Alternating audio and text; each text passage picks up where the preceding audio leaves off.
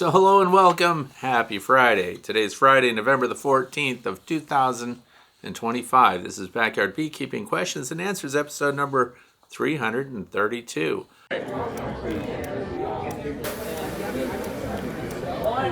I'm John, and this is the way to be.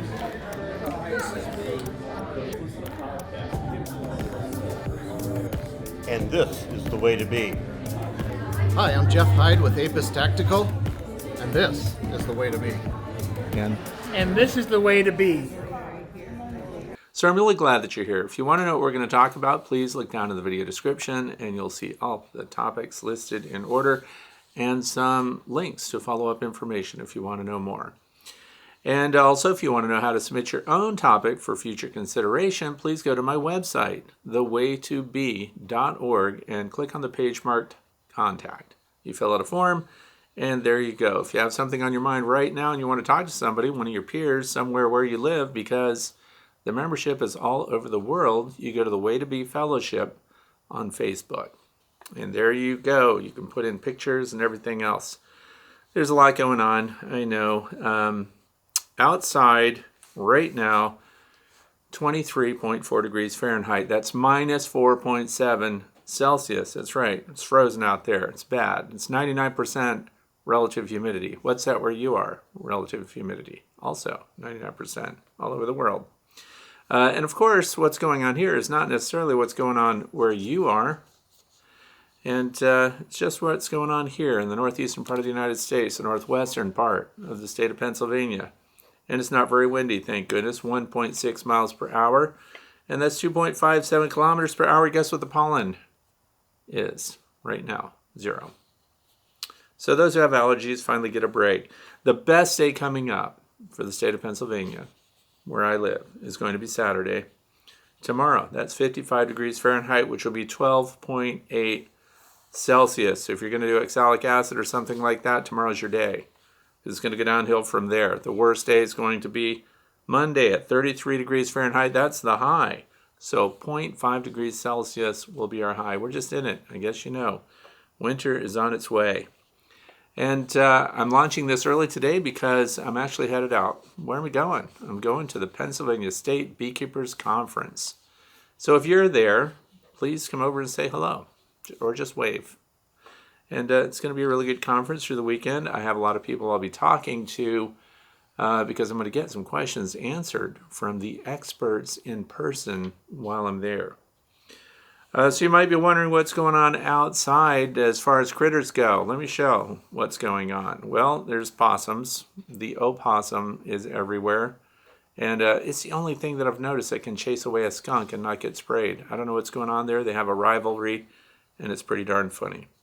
There was a gray fox that showed up last night, which is different than the normal fox that we have around here. I don't know what you know about a gray fox, but they're different. They have retractable claws. They can climb trees. They leave bones of their kills up in trees. I don't even know why they do it. You would think if they're feeding on it, it would be to get the dead animal away from other animals that would rob them, but they just leave them out there. It's very strange. Coyotes were everywhere last night. So the deer are running still. They're being pushed around because, of course, it's still mating season. And the buck and the doe and everybody else are running around. And the coyotes were howling in groups last night. This is an interesting fact that you may not know. Coyotes sometimes bark and yelp and make all these noises in rapid succession. And 1 or 2 coyotes can sound like 4 or 5 coyotes.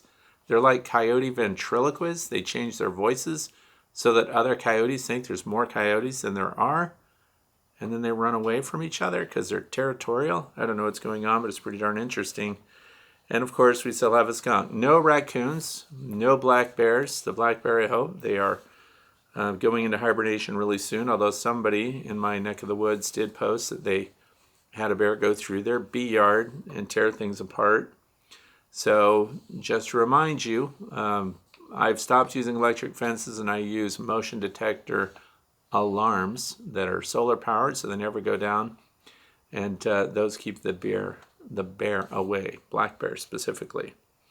And I want to give a big thank you to, I got this hive tool as a gift from the Empire State Honey Producers And they had a conference in Syracuse, New York, and I got invited to be there, and I made a bunch of friends. And you know what the best part of that was? There's a huge percentage of people there that never heard of me, and I think that's perfect. And then there's also a sizable collection of people there who never watch YouTube. None of them. And it's because they feel like YouTube is not a good source of dependable information.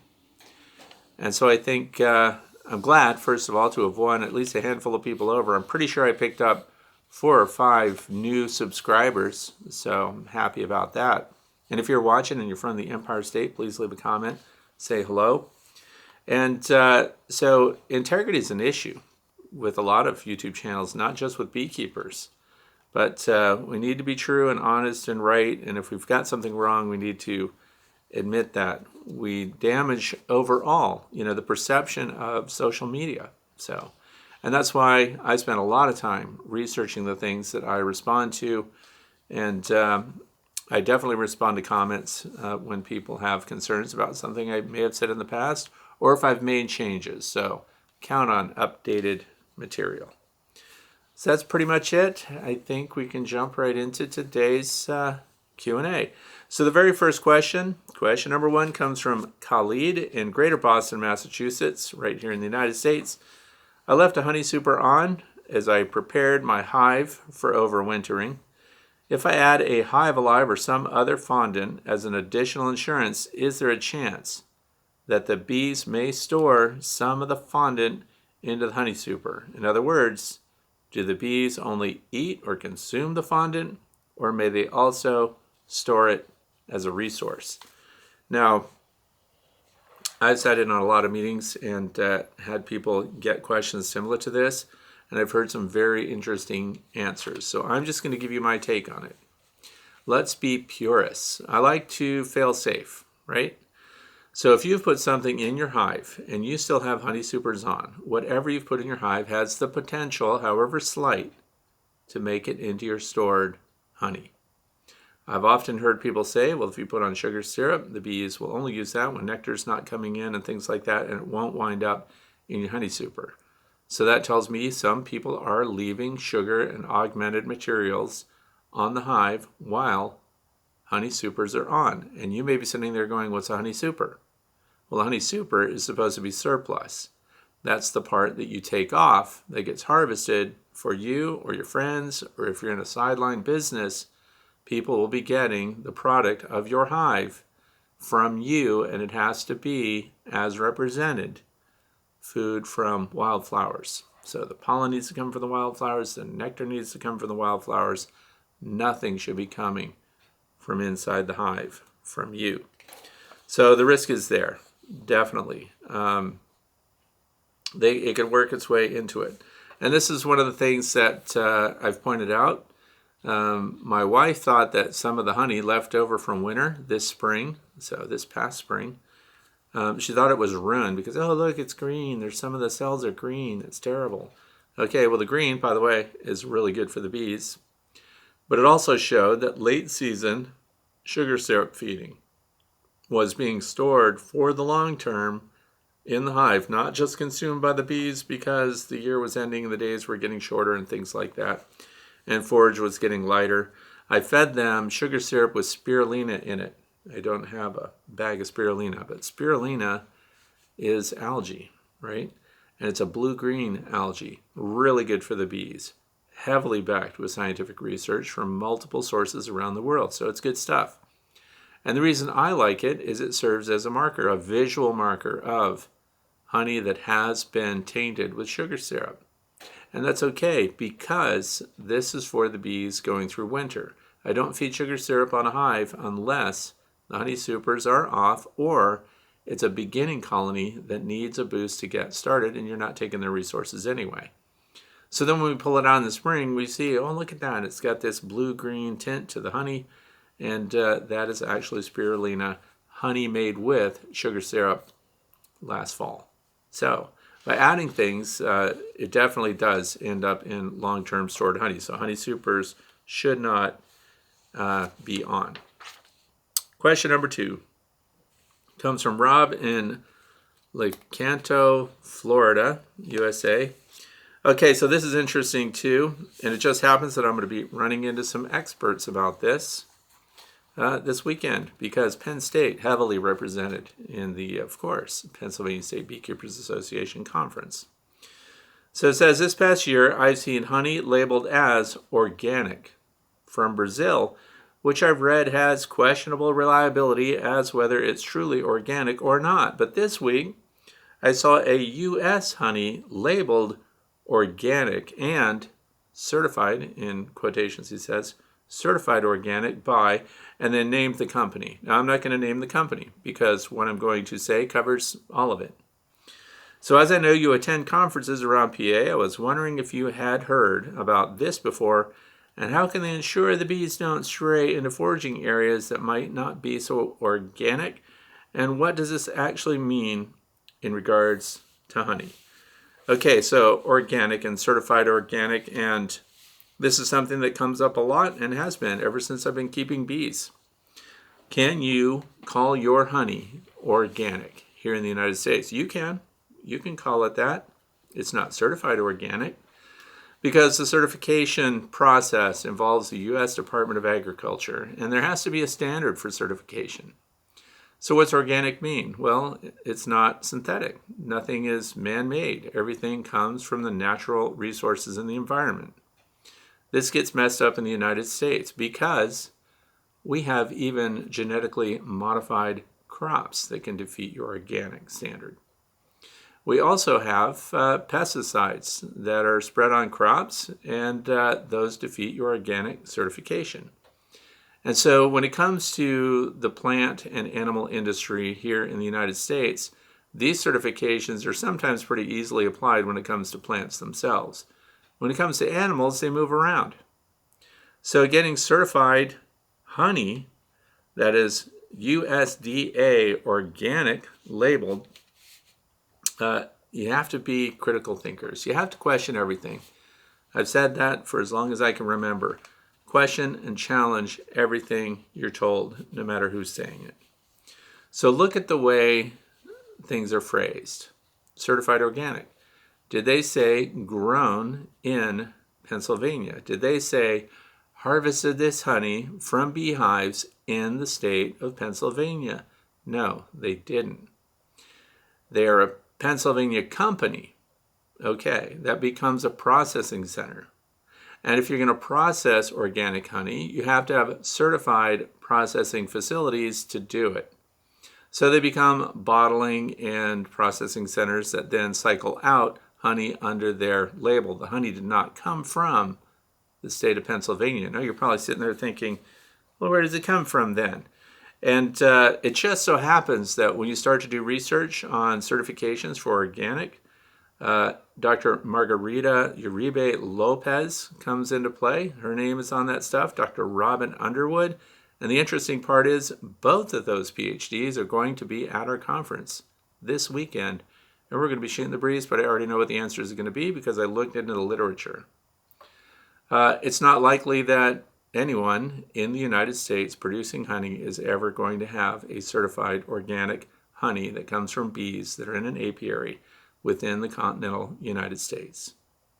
There are a couple of exceptions of potentials if they're in national forest areas, because part of the certification, and by the way, like a lot of government things, they haven't even landed on a final certification of organic honey and what the limitations should be. So right now it's a radius of 1.9 miles or 3 kilometers.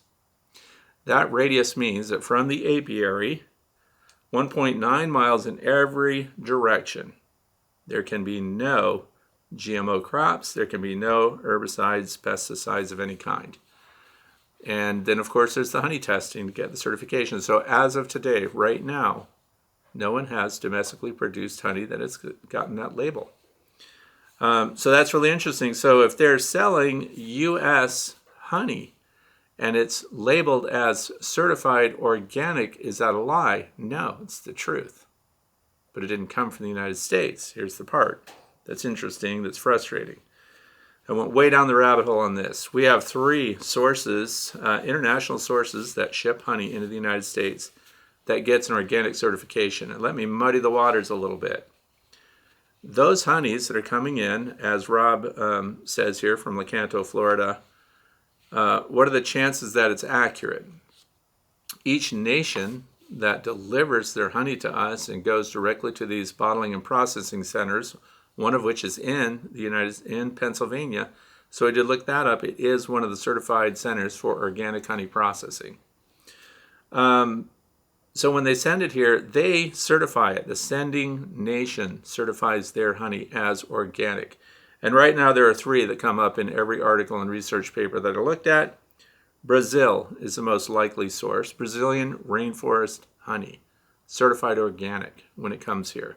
That doesn't mean it meets our standards within the United States, established by the U.S. Department of Agriculture, but it meets their certifications, and then we decide whether or not, being our Department of Agriculture, whether we accept their definition of what organic is.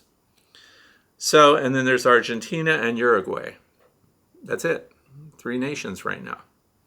So they can ship their certified organic honey to the United States, and it must go through, in order to keep the label, it must go through another processing center here in the United States that processes under certified organic parameters, which includes water, cleanliness of the facility, and everything else. So that's where this labeling comes into play, and I did think it was very clever the way things were written, because I checked the website for the company that Rob was asking about, and they're very careful in the way they word things. They don't flat out say, this honey is not produced here. They go in great detail about how they manage the honey that's being processed in their site. So you can get the perception that, wow, is that really coming from right there? Because I didn't think you could get organic honey certified right here, and you can't. You have to buy it in as certified organic and continue that super clean processing to maintain its status as organic honey. So right now within the United States, I could find no company producing domestic honey that met the qualifications and criteria, which, by the way, are not yet firmly established. They can't meet the labeling requirements to be domestic honey that is certified organic. So it's really interesting. There's a lot going on, and if I told you some of these details, you would just be extremely frustrated, because it does seem to provide, some leeway to those importing. But like a lot of centers, I've walked into stores before and I look at honey on the shelf and I see raw honey for $3.50 for a whole quart. And I'm just thinking, raw honey, $3.50, full quart. So then I always pick up the bottle and I look at the back of it and I see who the processing center was, and I look at the website, I go to the website, and then you'll quickly find out they're a honey processing center, not a producing center. So again, that's imported honey from somewhere else, and so it can be as cheap as $1 a pound.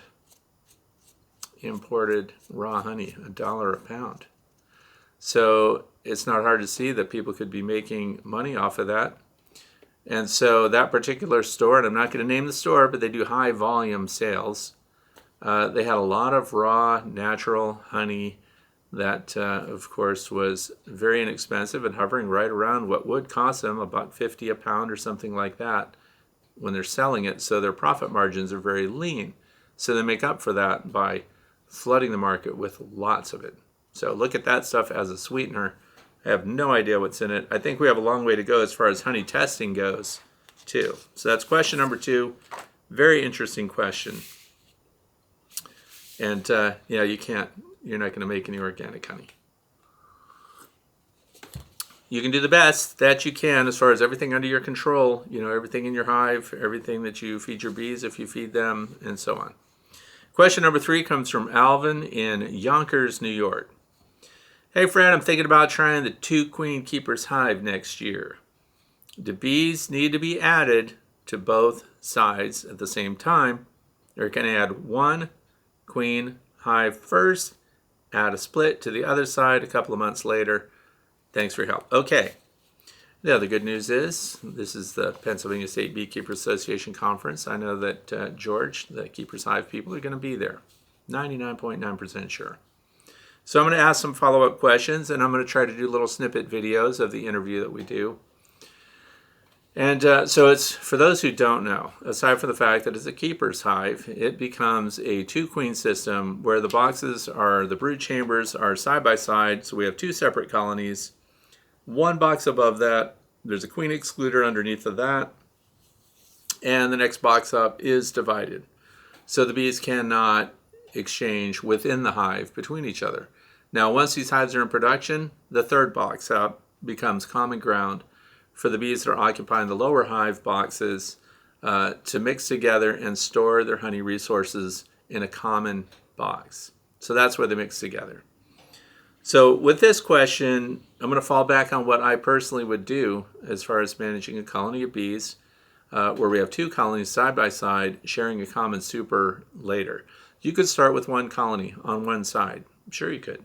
Why wait? Go ahead and get them going. The other interesting thing is, which is a little different from other hive designs, the keeper's hive has their bottom box set up so that you can access the brood box without lifting any of the upper boxes off, and the frames will slide towards you. You open the top, you slide them towards you because there are special covers on the ends of your frames that prevent the bees from propolising those together and making it difficult to slide them over. So you can do it, you can work them.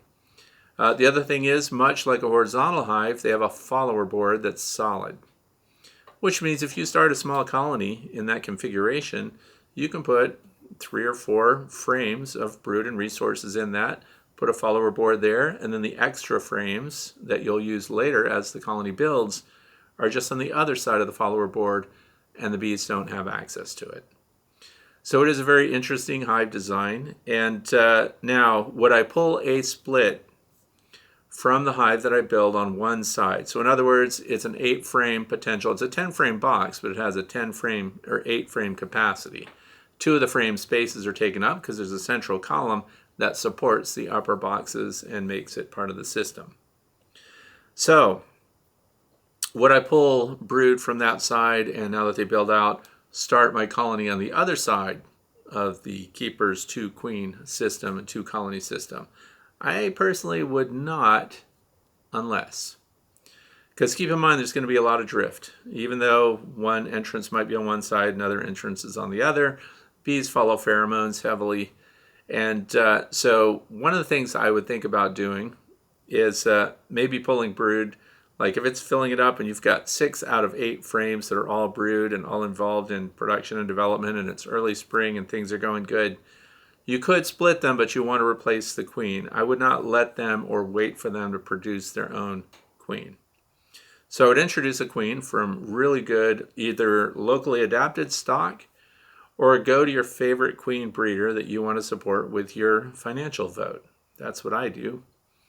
And then you could bring that queen in, and to make sure that she sticks around, you could put the frame in a cage with your new queen right in the keeper's hive until you see that she's fully involved, that she's laying eggs, that she's developing her own brood. And then this will help them get established. Plus, we have some variation in genetics, which means they don't just think it's an extension of themselves, because if we did the split and we use a frame of brood with eggs and things in it and let them make their own queen, first of all, that delays things a lot. It's way down the line. And so when we do that, they're genetically very similar to one another because they're going to produce their own queen. She's going to go out and get mated. So the progeny from that queen are still going to be closely related to what's next door. So you might have more drift towards the queen right colony while you're waiting for this new queen to get mated and finished and things like that. You can lose a lot of your workforce. So genetically different, and bring in a queen and have the queen ready to go, mated and everything before you put her in there. And of course, the best case scenario is putting in 2 queen right colonies at the same time, even if they're small. So you could get them started somewhere else in your apiary, in nucleus hives and things like that, 5-frame boxes, and then just bring them over and install them on the same day at the same time, each with their own queen, and go from there. So it's interesting. I'm going to have this conversation. We're going to talk about stuff like that. Also, this idea about them visiting with one another and winter feeding and having a common winter feeder on top of the hive, because that's what I'm doing with my 2-queen beehive keeper, 2-queen keeper system, keeper's hive. Anyway, that's what I'm doing this winter. is there's a fondant pack on top of there right now, and it bridges both colonies, both sides. They're both feeding on it. Good news is, though, the clusters are right down in the first box where they belong this time of year. And that was a good move because, and this doesn't matter if it's a 2 queen keepers hive system or if it's a standard Langstroth hive system. Remember, they were under the queen excluder, so they were all kept in the bottom box, brood-wise. Second box, wall-to-wall honey, and I've seen the demonstrations from George and the gang that came up with the keeper's hive, and they clean out the second box and use it as a feeder shim, thinking that the bottom box has more than adequate resources to get them through winter. So for me, I left them 5 frames of capped honey on each side, so it's a split 10-frame box. Each side has access to that. And then above that, so there's a divider keeping them on each side, but above that, the very top, is that Apame plastic feeder system that allows syrup and or fondant at the same time, which is a huge advantage. And that's one of the things I want to talk to them about. Where are we going with a feeder design? Is it going to be divided so we can feed both, or separate, or favor one and not the other? I think it'll be great, and so I'm looking forward to that conversation also this weekend. But yeah, keeping them divided is your strongest move. Let's move on to question number 4, which comes from Miss Darwin 4.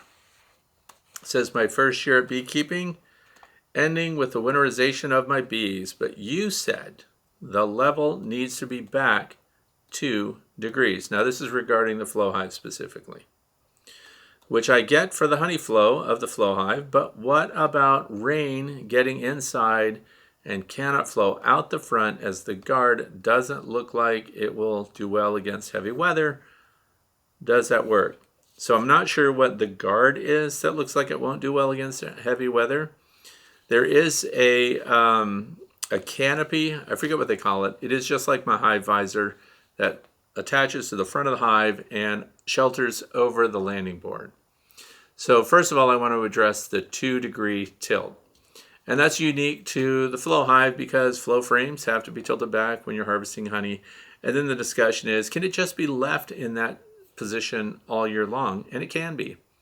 But it also has adjustable legs, so you can screw them and level it up for winter time.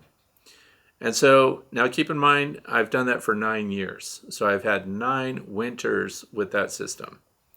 Now when they first came out with it, so the first flow hive that came out, it didn't even have a regular bottom board. It had a screen bottom board and a core flute pull out. So that was the classic, they're calling it now. I did not like that, because the core flute would get jammed up and stuck and stuff like that. So the new ones all have a bottom board that has a removable tray underneath an aluminum screen. And what they're calling an aluminum screen is really a cutout sheet of aluminum. It's not wire. So now there's an advantage to that. So I'm going to cover multiple parts of this. If there's water that gets in through the entrance, and if you look at the entrance of this particular hive, across the full width of it is only 3/8 of an inch high. So for driving rain and stuff like that, not much of an issue, if at all. So the issue comes into play when there is a landing board and we get snow that piles up on it. And so if it's tilted back and the snow is piled up on the landing board over here and it starts to melt off, it could melt and the water coming off the melt could go into the hive. The good news is, it's not a solid bottom board. It's a screen. So the water that goes into that hive then would go through the screen and into the tray underneath. And that makes it easier for you to handle. Now, the first tray that they had was this very rigid, really squared off edges, white plastic insert. That thing cracked easily, and I didn't like it when water got in the bottom of it and we got below freezing, which we do easily here, like right now, for example. And the water would freeze in that tray and crack it out. And then that solved its own problem. Can you guess what I'm going to say? Because when it cracked the tray, it created leaks, and then so the water that collected in the tray leaked out. So you could go the extra distance, and let me give you some options. Let's say you're a lazy beekeeper. I know they don't exist. Let's say for some reason You went to a conference in Pennsylvania, you're going to be gone for 3 days, you're worried about water getting in your hive. If you just drill tiny weep holes in the bottom of that tray, then any water that accumulates in there would leak out. Now there's a drawback to that. Sometimes when you're processing, when you're extracting honey from that thing, you can get some drips of honey going down to the bottom board. This year, none of it made it to my tray. But let's say it did. If you had the little weep holes in the tray underneath your hive, then that means that now you've got honey dripping out and you kick off a potential robbing frenzy, which we don't want. So even though it's an option for water, if you think you're going to keep up with things, the other side of that is you could just be pulling your tray out and dumping them, which I highly recommend during winter, because you know what happens in wintertime? This will shock you too. Some people get bored. It's like there's nothing to do. This is what your kitchen table is for. Whatever, your spouse says. So you go out there and you have replacement trays, because we don't want to pull a tray and leave a big opening in the bottom. So for that particular hive, we're talking flow hive now, when you pull the tray out, it's open then all the way right up to the screen. Where my other hives, my hive bottoms that are completely enclosed, even when you pull the tray, still completely enclosed, no draft from underneath. But what I want you to do to break up the winter time is have a replacement tray, go out there, pull the tray out. I really doubt there's going to be much moisture in it, but if there is, bring the tray in, replace it with a clean one, and put the grungy one on your kitchen table. In fact, make this a weekly 1R for those of you who are into 3M, maintenance and material management. So you do your weekly 1 requirement to pull trays and look at those and get your magnifying glasses out, get your microscope out, another great thing to have out and leave out. Explain this. It needs to be on the kitchen table all the time. It needs to be ready to look at things. And then you'll scoop out what's on the bottom of the tray and start looking at it under a microscope. You'd be amazed at what's under there. And not only that, I highly recommend Petri dishes. The glass ones are my favorites, but they have very inexpensive plastic ones. Put that stuff in a Petri dish, and here's why. When it starts to warm up, it's going to start moving. I 99.9% guarantee it. And you're going to be sitting there looking at things in the detritus that you've just drawn out from under your beehive, and you're going to be thinking, what is that? And I have to be honest, I don't even know everything that's in there. These little white things that chase each other around, they consume things. It's very interesting. It's fun to see a varroa mite down there that kind of reanimates. Varroa mites, by the way, are complete sissies when it comes to cold weather. I have not had a varroa mite that I've collected when it's sub-zero temps from a bottom board, because I look at them, because they're cool to look at. And for still photography, nothing holds still and holds a pose better than a dead varroa mite. They are perfect posers. And you can look at all their anatomy. You can see what kind of condition they're in. You can see if your bees are still chewing their feet off. It's a sad moment, but they still do it. You can see how hairy they are. Anyway, you get my point. There's a lot to learn from the bottom board of your hive. You do not need to change the angle, and I know that's the question. You don't need to change it. You can leave it tilted back that 2 degrees, because I recommend that you have a hive visor or the flow canopy that they sell for it. Either way, you can make your own or you can buy one. It extends over the landing board, so unless the angle of the rain and snow and everything is really extreme, it's not going to get in there. And melting snow, limited amounts get in there, because you know what happens when the snow's melting? It means it's above freezing. And what are your bees doing when it's above freezing? They're going out there and they're getting water, because they need it. Even in the middle of winter, they need a lot of water. So, and let me know what you find. If you got something cool, and if you're one of these super nerds that understands what kind of microorganisms are living in the detritus with the cast off, when they're cleaning out their cells and they're chewing beeswax and it just drops to the bottom, and these other little critters are the cleanup crew. There's a whole, tiny world down there. If you know what these things are, that's something that we need a field guide for, or just a pamphlet. The bottom of the hive, what's living down there. And I do collect those pseudo-scorpions, but they're not very often in the bottom of hives. But when I find them, I put those in little petri dishes and take videos and photos of them, Chernatidae, Chernatidae, or Chernatids, whatever they're called. When you look at those under a microscope, call everybody over and get them to look at it and say, look what I found in the shower. It's amazing. Scorpion with no stinger. Make people comfortable with the world around them by enhancing their knowledge of it. Don't let it just be a tiny pepper-sized speck on the wall. Let them know that thing's alive and crawling around at night while you're sleeping. Moving on to question number 5. This is from Gavin Studios. It's the YouTube channel name. How much should I worry about not having enough forage for the bees? How much should you worry? That's the first part. Should you worry? I don't think you should worry. However, it is a problem. Because I remember the good old days, and they're not that old, but when I had 6 or 7 hives of bees here, I got more honey per hive than I get now. And I can explain why. Because there's 43 colonies out there right now in the roughly same area. That's good for me because I get to see all the different hive configurations, get to see how the bees do things. It is a tiny miracle that I get surplus honey from these hives, and this was a very good year for that, by the way. The summer of 2025 was a fantastic honey yield year for me here in northwestern Pennsylvania. Now imagine if I only had 10 hives, which is the target. They would have had so much honey and had to go not quite so far to get it. Because when I go outside and I'm looking at wildflowers, and I look at wildflowers all the time, I highly recommend as a backyard beekeeper that you engage with nature. If you live in an urban environment, go to your neighbor's yards, look things over, get their permission, of course. Shame them for killing off all of their weeds, and every time ChemLawn or whatever company shows up to spray their yards, stand out there with your little picture of dying bees and look sad until they go away. It'll work. Not at all. So anyway, there's only so much forage, and you're probably wondering, well, how do I know if where I'm about to keep bees, there's adequate forage for bees? You go to a website that today is managed by Pennsylvania State University, and it is called beescape.org, beescape.org. And you'll find out, do you have a dearth? What kind of resources do you have? And the data is increasing, therefore the information is getting better, and they're filling in all the gaps regarding what resources are in your area at different times of the year, as well as what's working against your bees in the form of pesticide loading.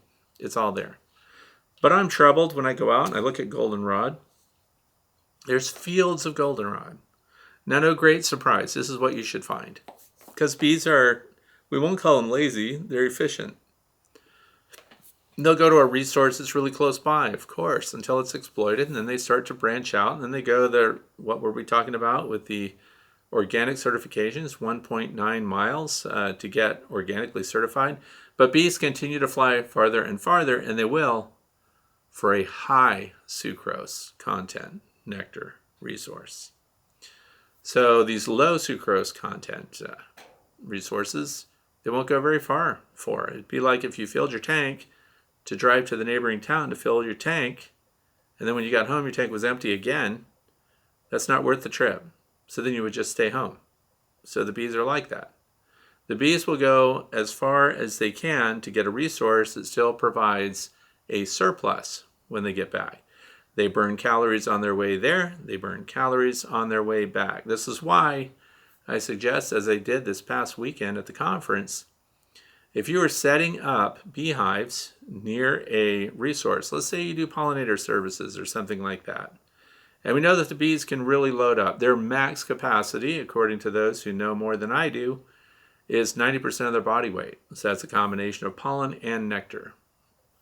So 90% of their body weight. So do we want them to fly heavy to the resource or heavy against the wind from or to the resource? So when they go out there and they load up on pollen and nectar, we want the wind in their favor. So if you're setting up your bee yard to make your bees more efficient, and let's say there is prevailing wind that you can predict. So right here, the prevailing winds are out of the west.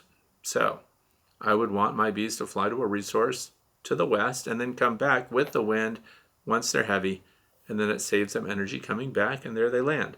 Now, in micro amounts, that doesn't even matter. For the backyard beekeeper, who cares? But if you're a commercial beekeeper, with some of the people that I was talking with, like it's a small operation if they ran 3 truckloads of bees. Well, that's over 400 hives per truck.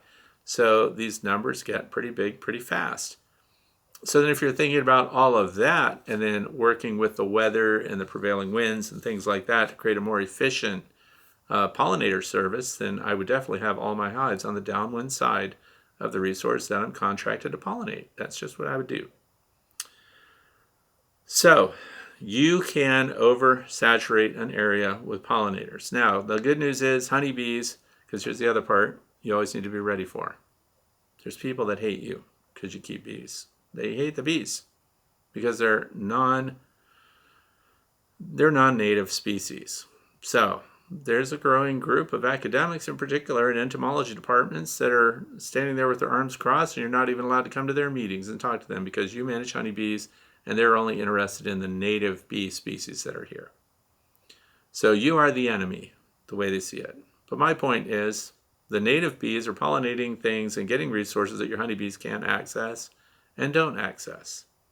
This past summer, what I saw more than anything else, Melissodes, which was on the sunflowers everywhere, that's a native bee, their numbers were high.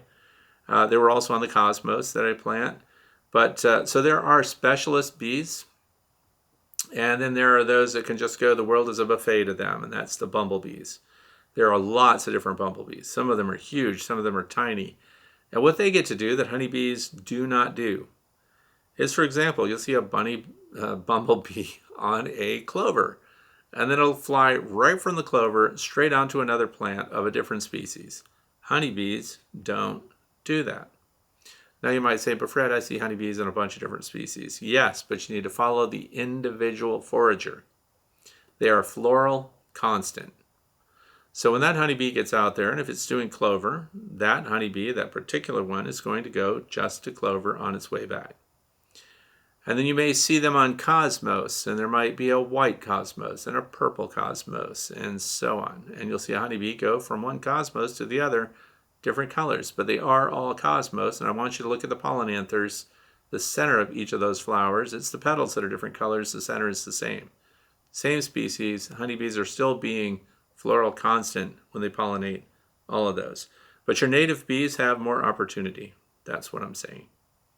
They also build new nests in spring, so they start over.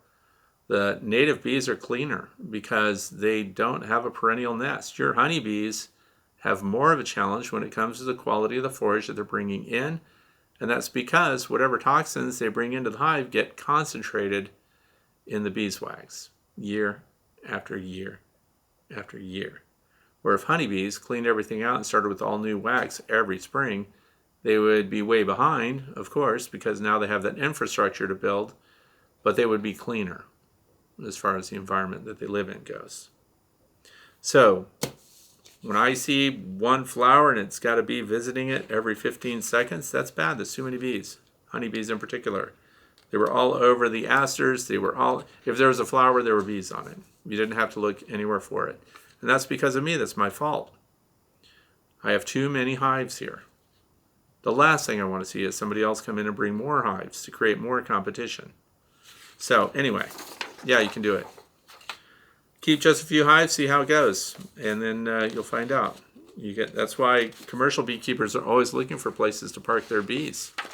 And that would be the end of the world. Somebody shows up with 80 hives and parks them right next to where your backyard apiary is.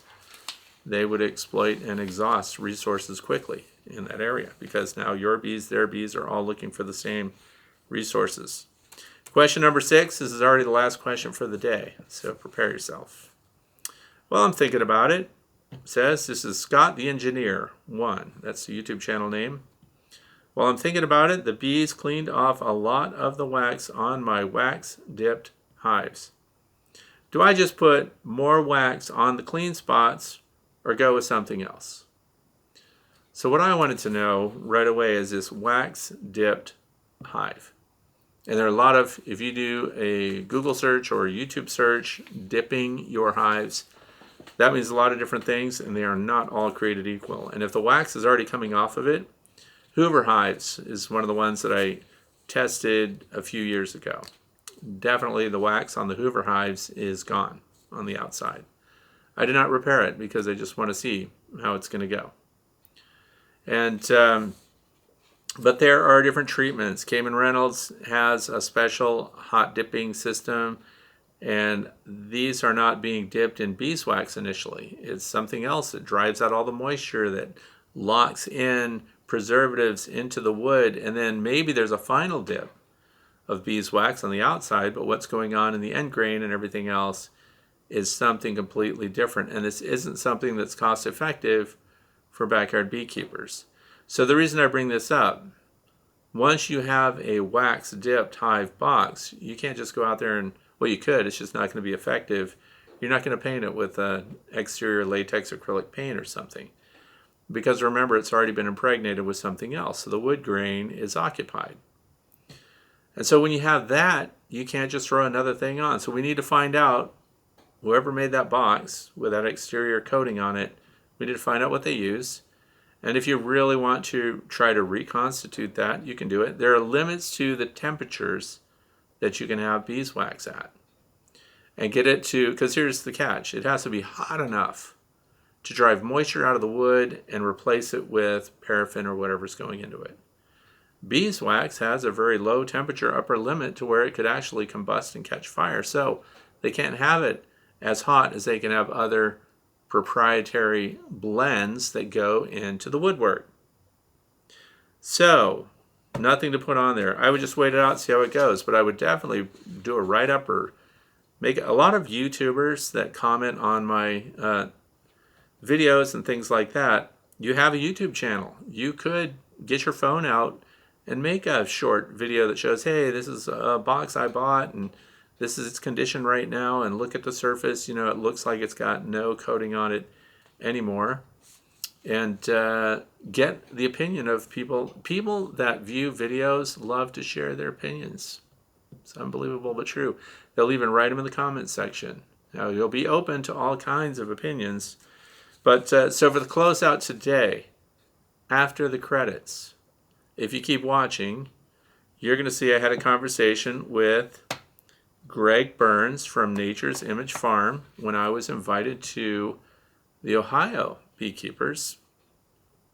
And so you can see what's involved, and he talks a little bit about heat parameters and things like that. He also happens to have a very good product because they partnered up, and this is not a promotion. This is not something he asked me to say or do. Premier, which is partnered with, of course, Dr. Marla Spivak and the Minnesota Bee Lab and their research on propolis. They came out with a hive called Propola, and it has an interior surface that's distressed in just the right way to get your bees to put their maximum amount of propolis on it. And then it gets into, it's a regular pine board, so what are we doing to preserve the rest of this hive? So now Nature's Image Farm partners with Premier, has this wax dipped process that you'll see at the end, and preserves the wood who knows for how long. And I have several of them out in my bee yard. I placed an order for them. I was not handed them, although I did get a free one at the conference. What conference? The North American Honeybee Expo. They had the biggest exhibit when you first walked in there, Premier did. And a lot of people are using their boxes, and I pay attention. I'm not hearing complaints about them. So also their joinery is a little different too. Anyway, long story short, if you want to see how a preserved box should be preserved, that's a pretty good explanation. And the way those boxes are made, also pretty darn good. And it's a healthier hive because of the propolis. So it has all these things going for it. So if you want to buy something once and have it last a very long time, I would put my name on that. I would say it's looking good so far. But I've only had a year and a half with them. So I don't know. You have to check in with me in 10 years. So if you're not subscribing yet, you need to subscribe now. So 10 years from now, when I talk about it, you'll remember this conversation. And you might even have one or two of them in your yard. You know what I wish they would do if they're listening, if anybody's listening? I want a hive box like that, a Propyl hive. That's a 5-frame nucleus hive. I think they only make 10 frames right now. So if they're listening or they get the word, I would like to see a 5-frame nucleus box out of wood, 3/4 inch for my nucleus hive triple stacks. I think that's fantastic. So that's it for today. We're in the fluff section. Check in with that at the end. Tell them I sent you. There is no discount that I know of, but you couldn't do worse. Just tell them I sent you. Pay the same as everybody else, but get a great product. That's all. This is the time all your fondant should be on. It is freezing. Now, of course, I'm speaking for where I am now, but if you're in this climate or worse, heaven forbid, you need to have any syrups out of there. You know what I bought this year? I bought a vacuum. It's a little Shark vac. It's a portable vacuum. It requires a plug-in, so it's not battery powered. The thing is powerful and tiny. What's it for? For me, personally, because it's also translucent, I got it at Walmart. It's a Shark, just like the one that I used. I have the little handheld ones that I use to get bees off of things. This is a Shark vac. It's this big, and it's from Walmart. It has a clear reservoir in it. And so what I'm testing right now, and it's a really good move, if you had a hive out there that did not consume the sugar syrup that you put on it, and there might even be dead bees in there, so it has multi-purpose. I haven't made a video about it. I'm probably going to wait till it's warm outside to do it. But you can suck up the sugar syrup and any dead bees that are in there, and you have it in this clean reservoir because you didn't use it for anything else.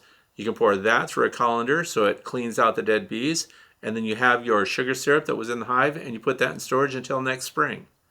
And that way you didn't waste it, and you cleaned it out. So now what can you do with the feeder? You can put a fondant pack in the feeder. See? So you don't have to wait, because I did inspect some hives.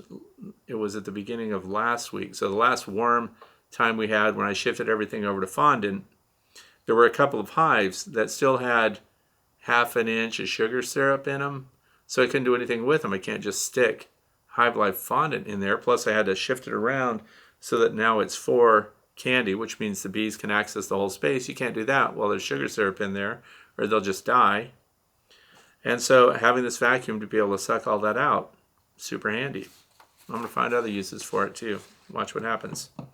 Check for leaks on your hives. So this is it. This is your last chance to close things up before it gets really bad. And of course this year I'm using that HVAC tape, that aluminum tape. It's working fantastic, super easy, super convenient. I have it on a spool on my inspection kit, so it's already with me. If I see a gap somewhere, I just peel it off. It tears by hand. You don't even need scissors.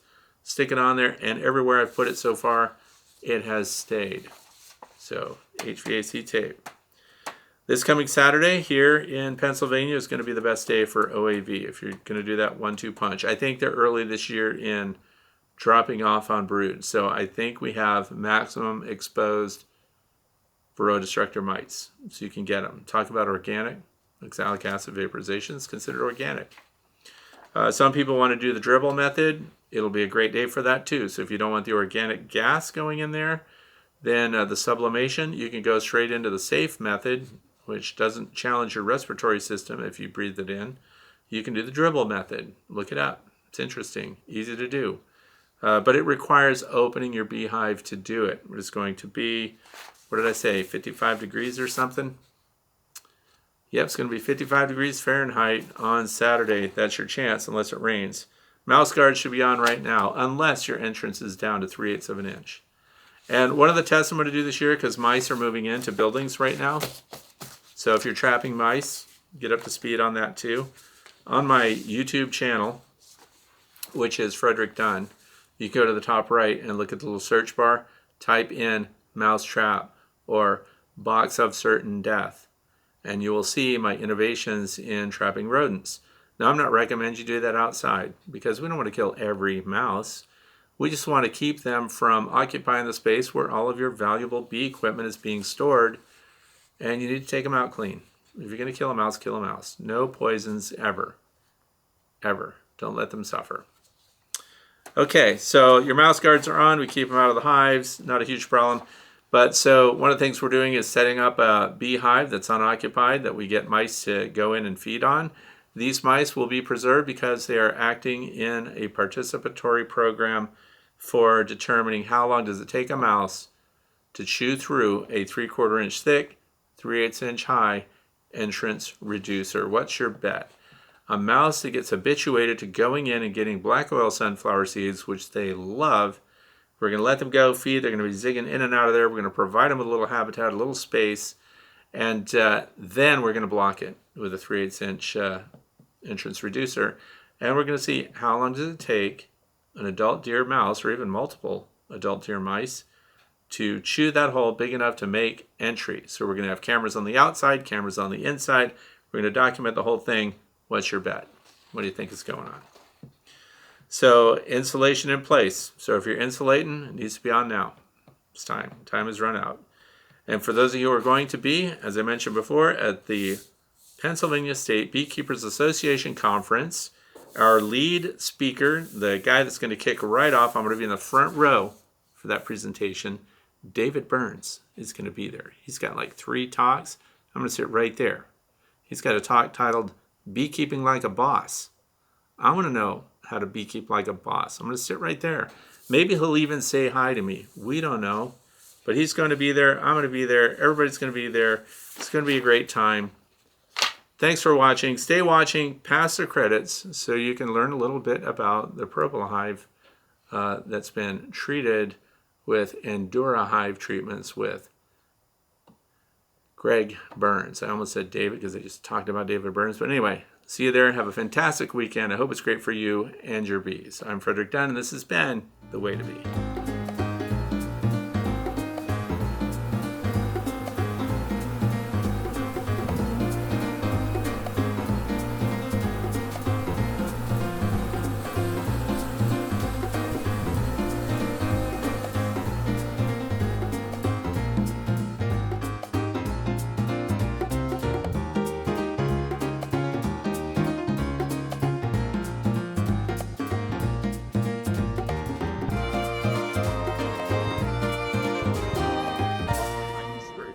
So the thing is, Greg, you don't need to introduce yourself. I will have done that.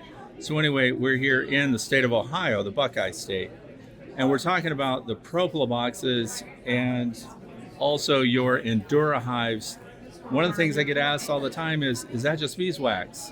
So if you could talk to us about, let's be a bare piece of wood that you've just put together. Yeah. What's the process? What kind of temperature parameters are we talking about? So we're talking about a bare piece of wood. The idea is we want to get all that moisture pulled out of the box, or as much as possible. Then we want to impregnate the wood fiber with the wax. But not all wax and not all wax tip is created equal. You might think, well, is it beeswax? What kind of wax is it? What kind of makes sense? We have a proprietary method and a blend that are getting the temperatures way above the 275, 300 degree threshold that you'll see other folks using for wax tip. What that means is we have put together a very high heat wax that is stable, that has a branched hydrocarbon. What that means, Fred, is when we use high temp and our blend of microcrystalline only, no paraffins, no rosin, no beeswax, what that does is imagine taking a Schedule 40 piece of smooth pipe and rolling a tennis ball through it. That would be like beeswax or paraffin. It's not very stable. When that heats back up again, it can roll and slip out. When we're using our blend of microcrystalline wax, imagine that tennis ball having tentacles that can actually adhere and latch on to the inner cell wall of the fiber itself. It's way more stable when it comes to heat, thermal expansion, contraction. What that means for the box long term is more of that wax is going to stay put for much longer and actually penetrate much deeper into that box. So no, it's not beeswax.